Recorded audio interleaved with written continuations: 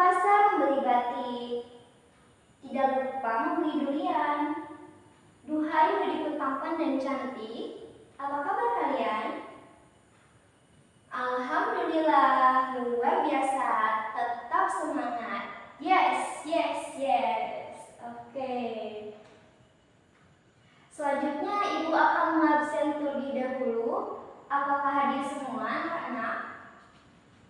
Hadir? Oh iya, luar biasa. Berarti kita semua sehat ya anak-anak. Dan itu adalah hal yang harus kita syukuri. Oke.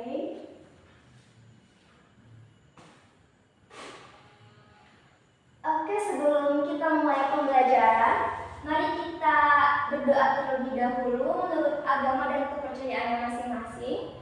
Kepada ketua kelas dipersilakan untuk memimpin doa. Amin. Terima kasih kepada ketua kelas. Sebelum masuk ke materi, ibu punya ice breaking dulu nih tentang tepuk semangat. Oke, mulai ya anak-anak. Mana semangatmu? Ini semangatku. Mana semangatmu? Ini semangatku. Semangat satu, semangat dua, semangat tiga, semangat. Yeay, tepuk tangan untuk kita semua anak-anak. Oke, hari ini kita akan mempelajari materi tentang pasar. Nah, ibu mau bertanya nih sama kalian. Apakah ada yang pernah ikut orang tuanya ke pasar? Wah, banyak ya anak-anak. Ibu juga mau tanya lagi nih. Apa sih yang kalian lihat di pasar? Boleh, Aldi, apa? Ada banyak orang jualan. Iya betul, memang pasar itu tempat bertemunya penjual dan pembeli anak-anak.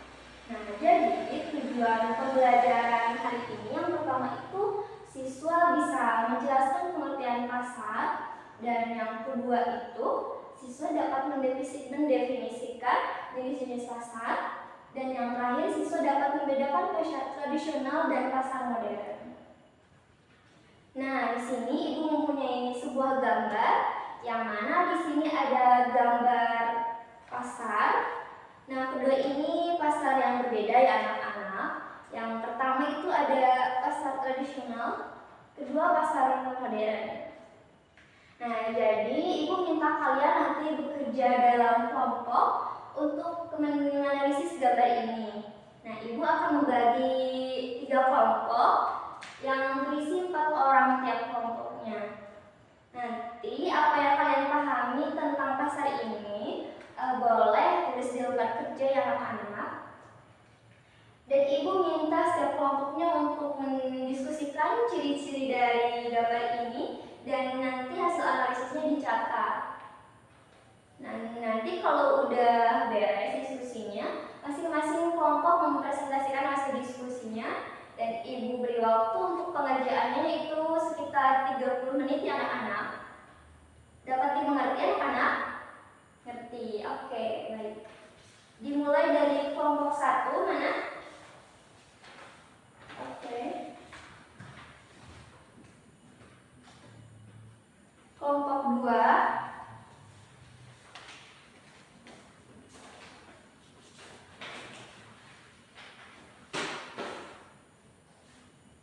Terakhir kelompok 3. Oke.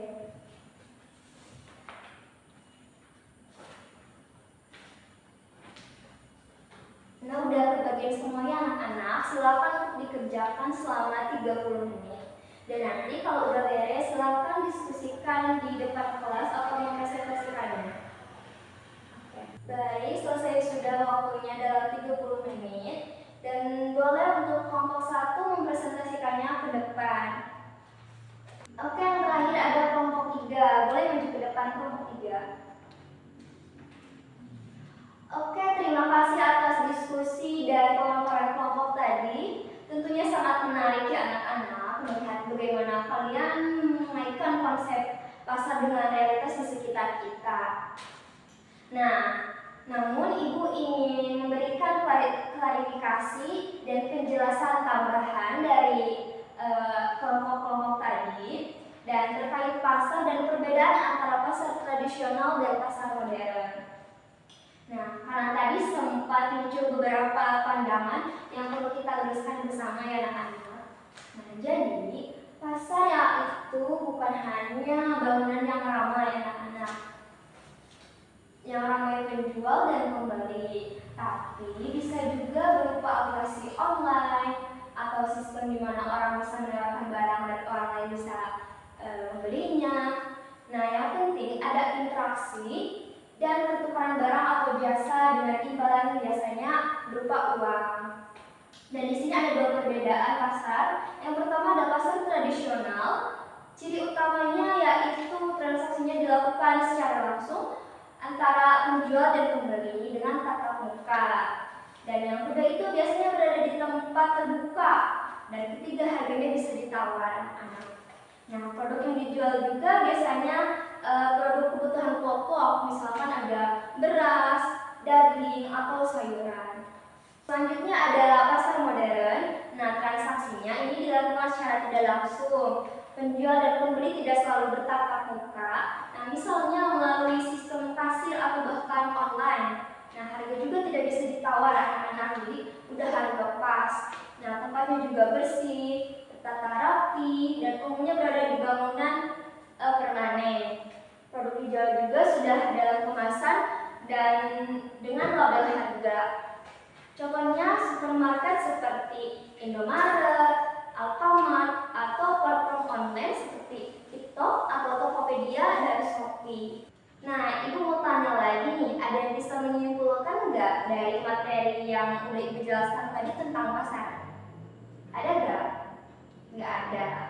Oke, baik. Jadi perbedaan utamanya yaitu bukan hanya pada sekedar Jadi perbedaan utamanya bukan hanya pada fasilitas fisik di anak-anak, tapi juga pada cara transaksi, sistem penjualan, dan budaya dalam jual beli. Nah, beberapa dari kalian tadi menyebut bahwa pasar tradisional itu katanya tidak profesional ya.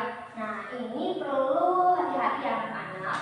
Profesionalisme itu bukan ditentukan oleh lokasi atau fasilitas, melainkan oleh etika dan sistem kerjanya. Nah, banyak pedagang tradisional juga yang jujur, disiplin, dan melayani dengan baik. Sebaliknya, pasar modern punya keunggulan dari sisi kenyamanan, tapi tetap memiliki tantangan, misalnya soal kehangatan interaksi sosial yang cenderung berkurang. Nah, Ibu juga mau terima kasih kepada siswa yang sudah aktif dalam diskusi tadi, dan kelihatannya kalian sudah memahami tentang materi yang sudah Ibu sampaikan tadi. Sebelum Ibu tutup pembelajaran hari ini, apakah ada pertanyaan atau tanggapan dari penjelasan yang sudah Ibu sampaikan tadi? Tidak ada? Baik, kalau begitu. Mungkin cukup sekian pembelajaran untuk hari ini anak-anak. Terima kasih. Wassalamualaikum warahmatullahi wabarakatuh.